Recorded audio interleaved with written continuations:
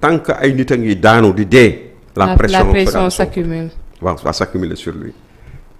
Qui avait intérêt à ce que des gens meurent, évidemment c'était lui, parce que lui il l'a théorisé, il l'a dit pourquoi il devait qu'il y a continuer à y avoir des morts, n'est-ce pas.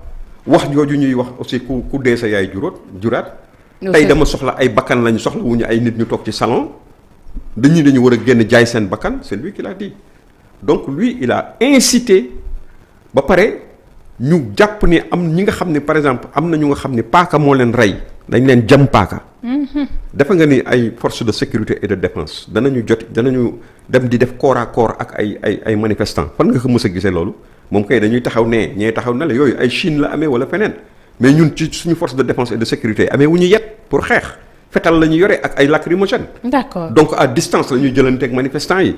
Corps à corps mënul am foofu. Donc l'unique responsable c'est Ousmane Sonko. Mais absolument l'unique, le seul responsable de ces événements ak la conséquences ya mu indi du kenn buñ koy seet bu ñu rombee kër cité kër góor gi romb nañu fa ñu war a romb. Moi je dirais que la responsabilité elle est partagée entre ce peuple inconscient bi génnoon ak Ousmane Sonko un leader politique boo xam ne leer na la ni boo waxee dara sénégalais yi dañ lay topp parce que tollu nga leen foofu mu utiliser l'autre contre sa personne pour se protéger. Beneen responsabilité bi même bu fekkee c'est à 10%, il y a Macky Sall parce que Macky Sall quand même il a laissé beaucoup de choses aller. Oui. Il a laissé beaucoup de choses. Voilà, parce que man je pense que on peut pas t'accuser de viol.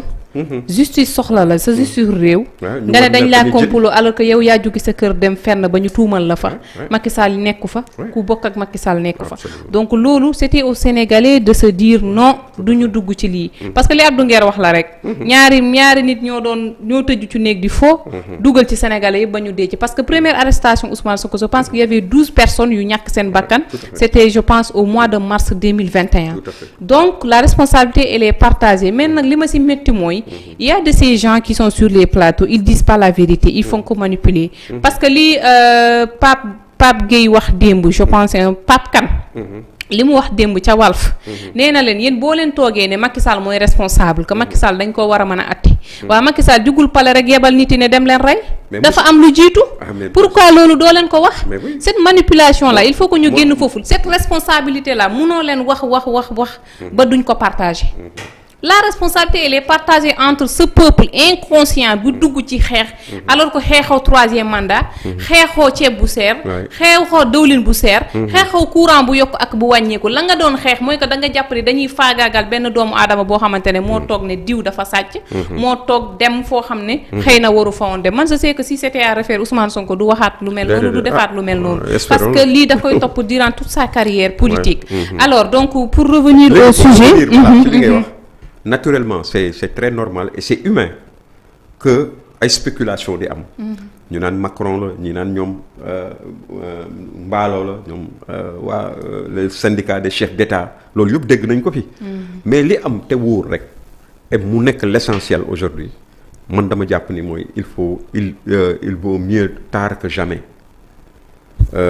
lu baax du doy n'est-ce pas te véritablement lii ñu gis ni Sénégalais yëpp kontaan nañ ci. Alors président Diomaye lan la mën a gagner au niveau international sur cet acte qu'il vient de poser mooy recevoir l'ancien président de la République assurer sa sécurité ba mu demaat ci jàmm ak salaam. waaw déjà ñoom ñaar par leur acte par leur posture maanaam delloo nañu buum ca boy-goy je veux dire Sénégal ni ko nit ñi xamee woon démb ak bërki démb mu nekk un état boo xam ni organisé avec des hommes d'État véritablement confirmés yoo xam ni ñëpp leen naw ci àddina si ñuy toog ba mu yàgg en un laps de temps en 2 ans on a vu que loolu yëpp dafa mel ne lu ñu xottite sànni ko Sénégal kenn xàmmeetu ko woon mais ci diggante ñetti waxtu wala ñeenti waxtu ils ont réussi cette magie de refaire revenir le Sénégal sur la sellette ba nga xam ne àddina si yëpp dañu toog di waxtaane Sénégal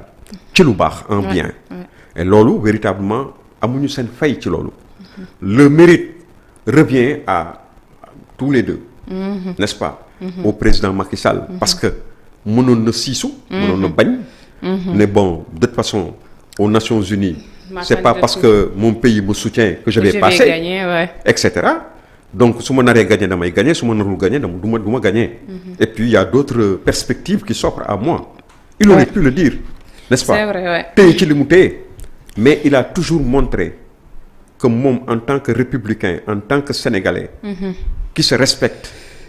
bu sax nangoo dem ci élection boobu tant que Sénégal maanaam super kiiwul téyewul candidature am. àndu ci la preuve ba mu demee ba nga xam ni le président Diomaye dafa gàntalul mais dafa mel ne lu gàntal. parce que dafa ni moom yoonam nekk ci du ci tere du ci santaane du ci bàyyi. du ci tere parce que yëgale wuñ ko ni ñu ko waroon yëgalee et encore que loolu nettali xuloo la. bëgguma ci dellu si. mais tout le monde sait que ni c'était des arguments véritablement très légers. de sa part taxawul fenn mais le président Macky Sall dafa ni leen woon tant que loolu amul man du ma dem mais ñi mu àndal. nga xam ne ñooy task force am. ñoo ne que non loolu demal nga def sa campagne li ci des ñun danañ ko toppatoo. nañ ko gérer. voilà que Macron bokk ci ou que Poutine bokk ci ou que un autre bokk ci. c'est pas le cas, c'est le cadet de nos li wóor te wér mooy aujourd'hui en 48 heures on a vu la diplomatie sénégalaise briller de 1000 feux. 1001 lumières, n'est-ce pas? On a vu en un après-midi que le président de la République du Sénégal soit bombardé, ce président de la CEDEAO. ñu wëlbati ko encore son candidat à la présidence de la commission de la CEDEAO, général Birame Diop, le général Birame Diop, que certains même disaient que c'était l'occasion de le liquider. amoon na ñu nga xam sax dañu ni Diomaye il voulait le liquider moo tax mu ni daf koy yóbbu si wàcc ko fi ministre mu yóbbu ko fële. mais tey feeñ na ni c'était stratégique. Et donc aujourd'hui partout dans le monde les gens ils se disent que effectivement Sénégal kat nañ commencé woon changer négativement mi ngi dañ. Et donc loolu yokkute la on a vu même les bailleurs de fonds réagir. quelque part.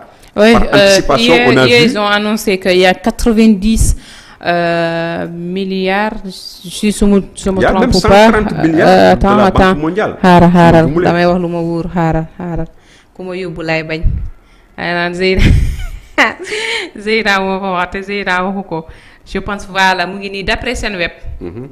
D'après Senweb il y a 90 milliards obtenus sur 100 milliards recherchés, les contours d'une opération très maîtrisée de l'État du Sénégal. Donc c'est une bonne nouvelle hein. Mais c'est de très bonnes nouvelles. Même bu dee dégg xam nga loolu boo ko boolee ak 130 milliards u Banque mondiale yi. waaw bon ça fait. Banque mondiale dafa réagir. Oui mais moo njëkk réagir. On a besoin de ça. Voilà. En tout cas moi je tenais juste et puis. Mais le président Macky Sall aussi à la vérité il gagne. C'est lui, c'est lui. Et puis, est-ce que c'est pas lui qui gagne le plus? Parce que il est accusé d'avoir tué des jeunes. Il est accusé que peuple bi dafa doyal ci moom. Il est accusé que kii bëggatuñ ko. baaxul mais à notre grande surprise. On voit ce même peuple-là recevoir ko ci naaj bu tàng jër.